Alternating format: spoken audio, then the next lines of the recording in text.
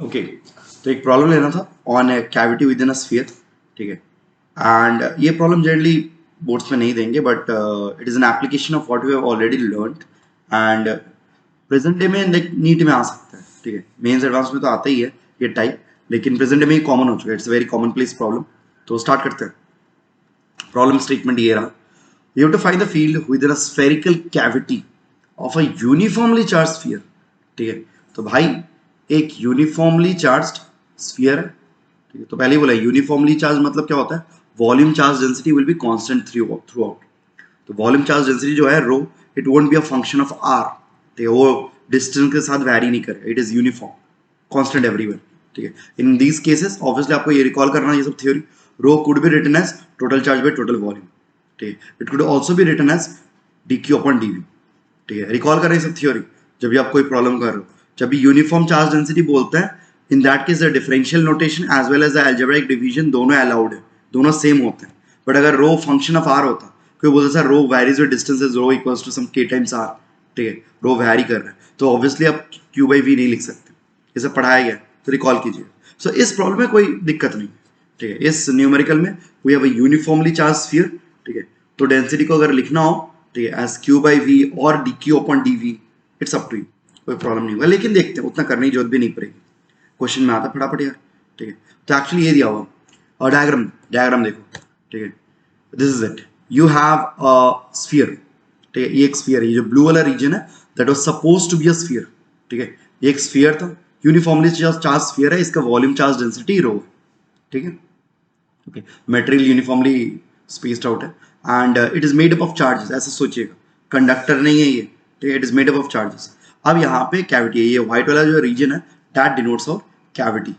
Cavity जो reason है, cavity मतलब क्या, खोखला रीजन, ठीक है। दैट इज लाइक हॉलो, तो वो अंदर में, वो आपको बाहर से नहीं दिखेगा। डायग्राम में जो है that is like a cross section, ठीक है। हम लोग क्रॉस सेक्शन इमेजिन कर रहे हैं, ठीक है। सो वो अंदर में, बाहर से आपको लगेगा अरे भाई मस्त बिंदास स्फीयर है, ठीक है। तो कैविटी एक खोखला रीजन है, वहां पे कोई चार्ज नहीं है, ठीक, कंप्लीट वैक्यूम। अच्छा, ये जो कैविटी, कैविटी का लाइक नेचर भी स्फेरिकल, ये इंटरेस्टिंग है। कैविटी खोखला बहुत तरह से हो सकता है यार, ठीक है। भूलभल तरह से भी कैविटी हो सकती है कुछ, ठीक है, नहीं, लेकिन कैविटी यहाँ पे परफेक्ट एकदम स्फेरिकल, ठीक है। एंड डेटा में और एक चीज बोला हुआ है, क्या, the centre of the cavity is at a distance d vector from the centre of sphere. तो सर फॉलो करो, सपोज ये आपका सेंटर ऑफ स्फीयर है, ध्यान से देखना, ये ब्लू और येलो में दिखा रहा हूँ, see this is centre of the sphere, the entire sphere, उसके जो भी सेंटर होना चाहिए था। एंड ये वाला, ये सेंटर ऑफ द कैविटी है, सी प्राइम, ठीक है। डेटा में तुमको दोनों के बीच का डी वेक्टर दिया होगा। डी वेक्टर क्या है, डिस्प्लेसमेंट वेक्टर बोल सकते हो, रिलेटिव पोजीशन वेक्टर बोल सकते हो, सेपरेशन वेक्टर बोल सकते हो, कुछ भी, ठीक है ना।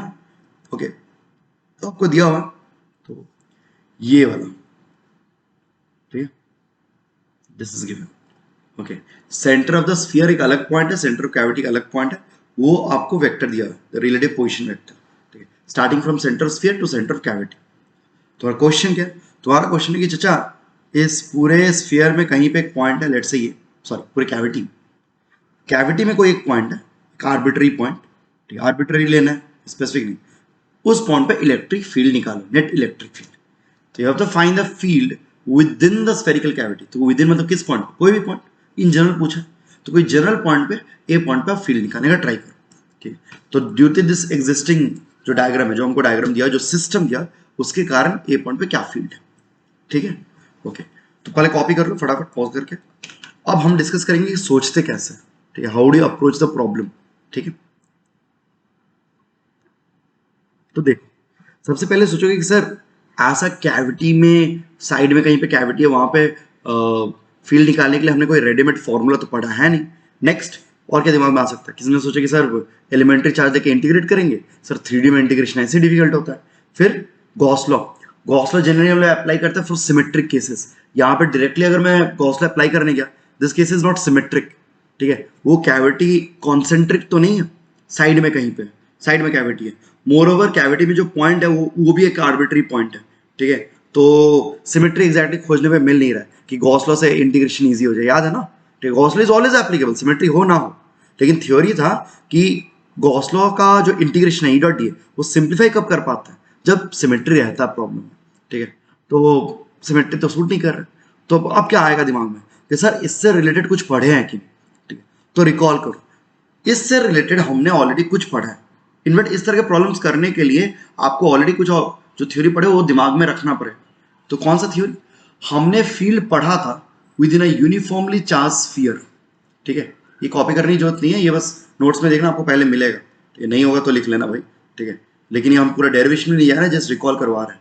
हमने एक ऑलरेडी एक प्रॉब्लम पढ़ा था कि if you have a uniformly charge sphere, कोई कैविटी नहीं कुछ नहीं, उसके अंदर एंड बाहर फील्ड कैसा होता है। ये तो स्टैंडर्ड लाइक सिलेबस का पार्ट रहता है, ठीक है। इनफैक्ट रिकॉल करो ग्राफ देखा था हमने, ठीक है, अंदर में लीनियर ग्राफ, ठीक है, फील्ड इज लीनियरली प्रोपोर्शनल, बाहर में जाके 1/r²।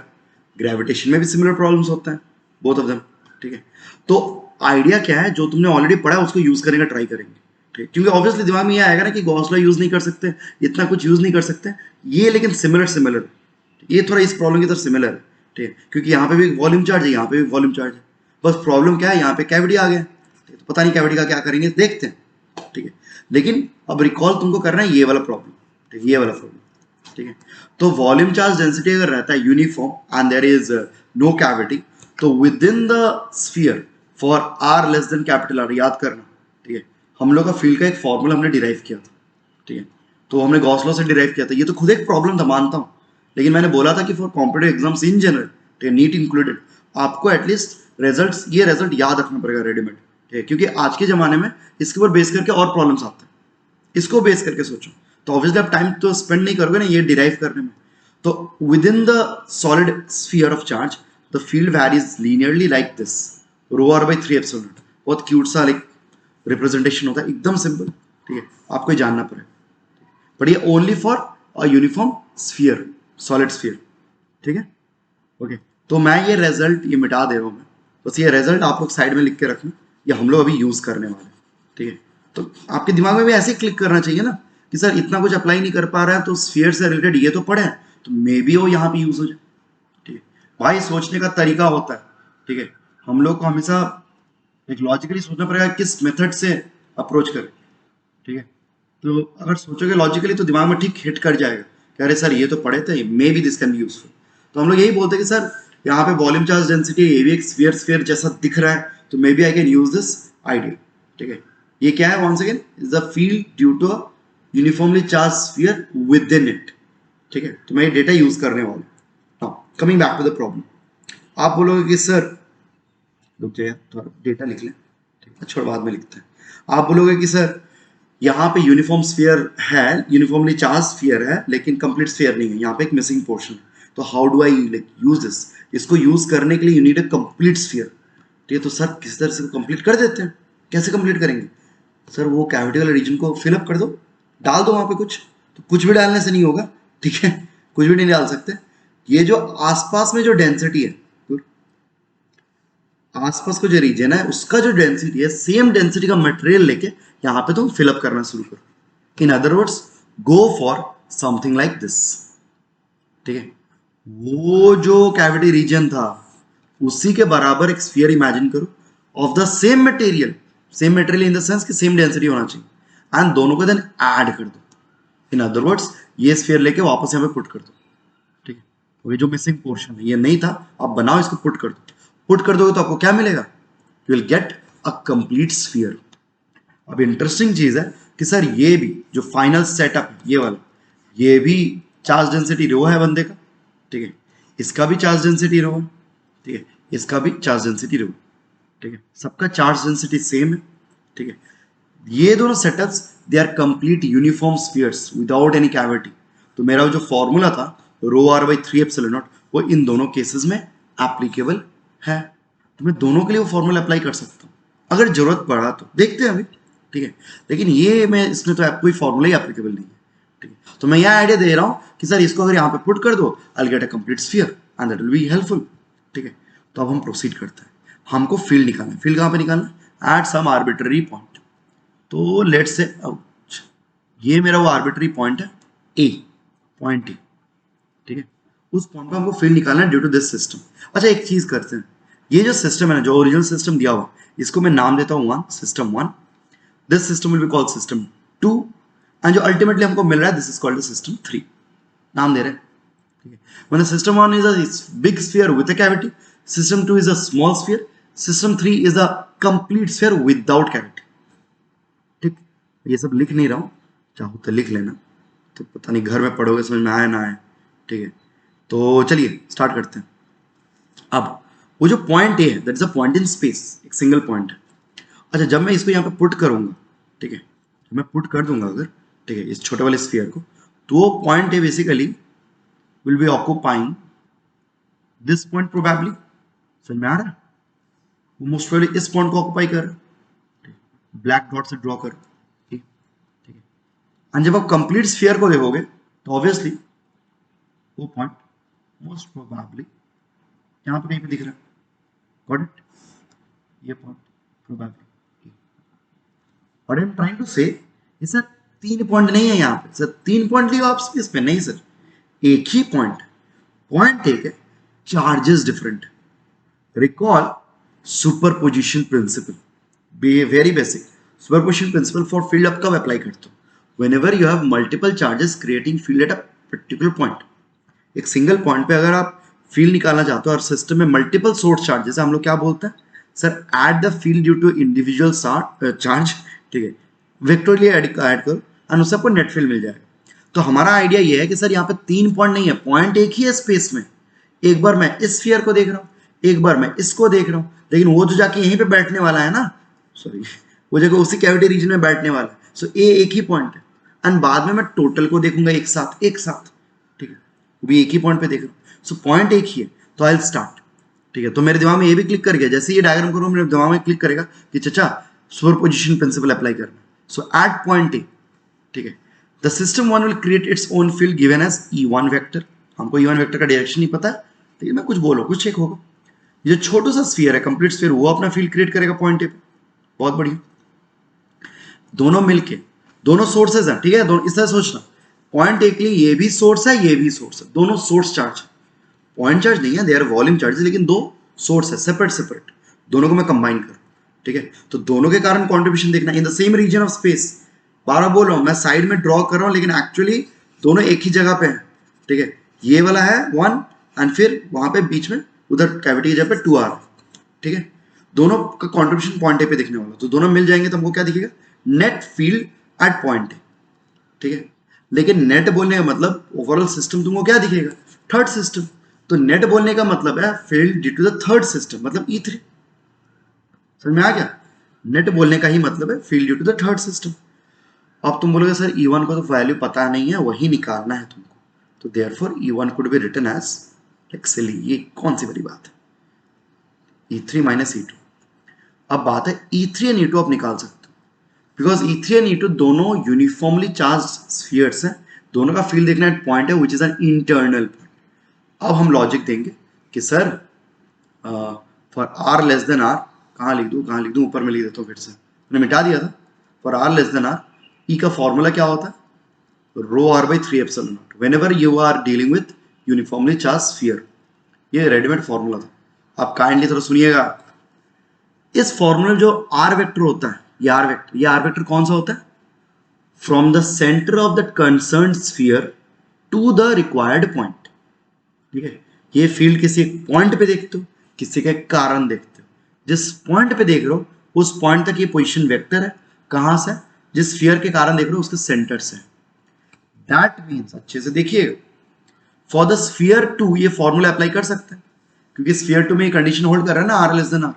ठीक है, स्फीयर 2 में पॉइंट ए स्फीयर के अंदर है। ठीक है, तो यहां पे in this case position vector, ये R वेक्टर कौन सा होगा, इसके सेंटर से ही, बढ़िया समझ में आया। अब इसके सेंटर को मैंने C प्राइम बोला था, तो इसके सेंटर से A का जो पोजीशन वेक्टर होगा उसको मैं R प्राइम लिखता हूँ। थोड़ा छोटा हो गया सर, थोड़ा जूम कर लेना तुम। ठीक है, ये R प्राइम एंड E3 के लिए भी एप्लीकेबल है, बिकॉज E3 भी तो कंप्लीट स्फीयर है, तो ये फॉर्मूला यहाँ पे भी आप अप्लाई कर सकते हैं। इसमें भी ये कंडीशन होल्ड कर रहा है कि R less than capital R। इसका जो भी कैपिटल आ रहा है उससे कम है, इसका जो भी कैपिटल आ रहा है उससे कम था।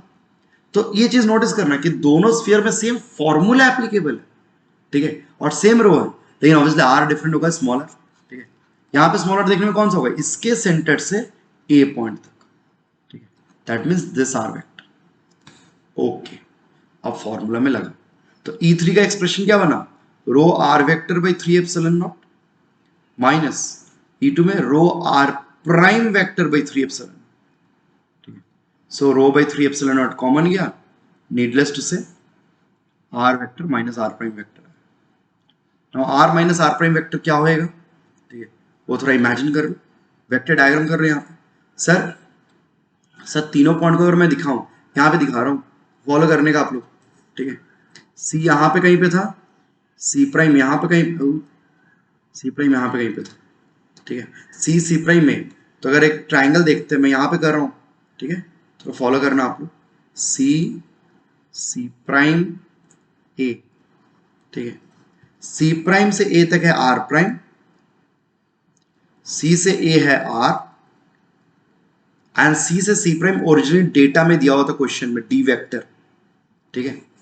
तो basically notice you are getting a triangle, ठीक है। अब आप ट्राइंगल लॉ लगाओ, वेक्टर सब्ट्रैक्शन करो, आपकी मर्जी है, कुछ भी करो, ठीक है, कुछ भी बेसिक लॉजिक लगाओ, पढ़े हो इतने दिन से, तो ट्राइंगल लॉ लगा सकते हो, ठीक है। नोटिस करो D vector and R prime vector are arrange head to tail, ठीक है। So D plus R prime will be R, ठीक है।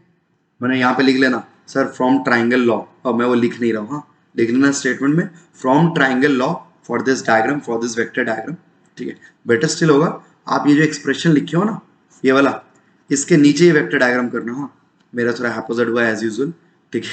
ये वेक्टर डायग्राम थोड़ा नीचे करना, and from the triangle law D vector plus R prime vector equals to R, ठीक है, ओके। तो आर माइनस आर प्राइम क्या हो जाएगा, डी वेक्टर हो जाएगा। तो देयरफॉर अब मेरा फाइनल आंसर तब क्या होगा, therefore the field due to the system 1 at point A is rho d vector by 3 epsilon naught, ठीक है। R minus R prime D हो गया। नोटिस करो आप, तो आंसर निकल खत्म, बट अब नोटिस करते हैं कुछ चीजें। सर पहला चीज, ये जो डी वेक्टर आ रहा है ये कांस्टेंट वेक्टर, कांस्टेंट वेक्टर क्यों, क्योंकि ये सी एंड सी प्राइम के बीच का गैप है, ए के साथ कोई लेना देना ही नहीं है। ए का डिफरेंट पॉइंट्स लोगे विद इन द कैविटी, ए अगर घूमे कैविटी के अंदर तो भाई आर आर प्राइम बदलते रहेगा, लेकिन डी तो कांस्टेंट है।